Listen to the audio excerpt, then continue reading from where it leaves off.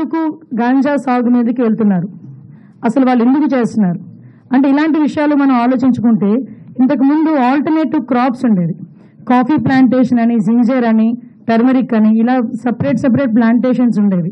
కానీ వాటి సంగతి అంతా మనం ఒకసారి చూసుకుంటే వాటికి ఆల్టర్నేటివ్గా కాఫీ ప్లాంటేషన్స్ అవన్నీ కాకుండా డైరెక్ట్గా వాళ్ళు గాంజా పెంచడానికి కొంతమంది బయట నుంచి వచ్చి వాళ్ళకి డబ్బులు ఇచ్చి వాళ్ళని ప్రలోభ పెట్టి అది పెంచే కార్యక్రమం చేయటం మనందరం కూడా చూసాం.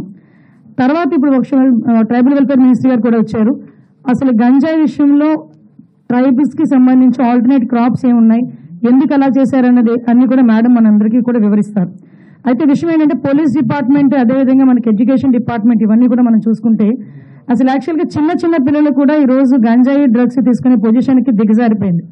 ఇక్కడ విషయం ఏంటంటే నేను నా అబ్జర్వేషన్లోని కూడా కొంతమంది నేను నిపుణులతో మాట్లాడినప్పుడు ఏదైతే సెబ్కి ఇచ్చారు లాస్ట్ టైం, సెబ్కి సంబంధించి ఒక ఏర్పాటు చేసిన తర్వాత ఎక్సైజ్ డిపార్ట్మెంట్కి సంబంధించి ఒక 30%, మిగతా 70% స్టాఫ్ని తీసుకొచ్చి సెబ్కి వాళ్ళు అనుసంధానం చేస్తున్నారు. ఎప్పుడైతే సెబ్కి వాళ్ళు ఇచ్చారో సెబ్లో ఏంటంటే ఎస్పెషల్లీ గంజాయి ఒకటే కాకుండా శాండ్, లిక్కరు, మైన్ అన్నీ కూడా సంబంధించి వాళ్ళు చూసుకోవడమే కాకుండా గాంజాని సపరేట్గా వాళ్ళు చూసేసుకునే పరిస్థితి కనిపించలేదు.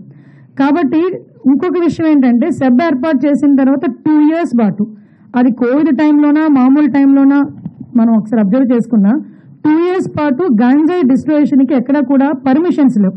కనీసం గాంజా ప్లాంటేషన్ డిస్ట్రాయ్ చేయడానికి కూడా సెబ్ వాళ్ళకి పర్మిషన్స్ ఇవ్వలేదు 2 సంవత్సరాలు.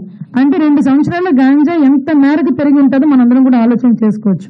అంటే అటువంటి సిచ్యువేషన్ నుంచి ఈరోజు చిన్న పిల్లలకి 7 సంవత్సరాలు 8 సంవత్సరాలు స్కూల్లో చదువుకునే పిల్లలు కూడా గాంజా తీసుకునే పొజిషన్కి వచ్చేసారంటే అది ఆ ఇంపాక్ట్ ఎంతవరకు ఉంది, అట్ ద సేమ్ టైం ఆ సీరియస్నెస్ ఎంతవరకు ఉందని ప్రతి ఒక్కరు కూడా మనం కూడా ఆలోచన చేసుకోవాలి. దీనివల్లనే మేము లాస్ట్ టైం కూడా చెప్పాం, మనం జిల్లా లెవెల్లో టాస్క్ ఫోర్స్లు అప్పటికప్పుడు ఏర్పాటు చేసుకొని అప్పటికప్పుడు ఉన్న మెన్ను యూజ్ చేసుకొని టాస్క్ ఫోర్స్లో ఏర్పాటు చేసుకొని కొంతమంది చేస్తున్నారు. కానీ ఇప్పుడు గౌరవ మన డీసీపీ గారు మేమందరం కలిసి కూర్చున్న తర్వాత హోమ్ సెక్రటరీ గారు, అదేవిధంగా సిఐడి చీఫ్, అదేవిధంగా మన అందరికీ కూడా ఇంటెలిజెన్స్ వాళ్ళు అందరం కూర్చున్నాం, సెబ్ వాళ్ళు అందరం కూర్చున్నాం. ఇందాక కూర్చునేటప్పుడు ఈ యాంటీ నార్కోటిక్ టాస్క్ ఫోర్స్ అని చెప్పి ఒకటి ఏర్పాటు చేయడానికి ఈరోజు గవర్నమెంట్ నిర్ణయించుకుంది సబ్ కమిటీ ద్వారా. దీనికి సపరేట్గా ఒక ప్యాటర్న్ అంటే స్టాఫ్ ప్యాటర్న్ కూడా ఇవ్వడానికి సపరేట్గా ఒక ఐజీ లెవెల్, లేకపోతే మనకు ఐజీ లెవెల్ ఆఫీసర్ని ఒకరిని పెట్టడం, అదేవిధంగా కింద స్థాయిలో డిస్ట్రిక్ట్ స్థాయిలో కూడా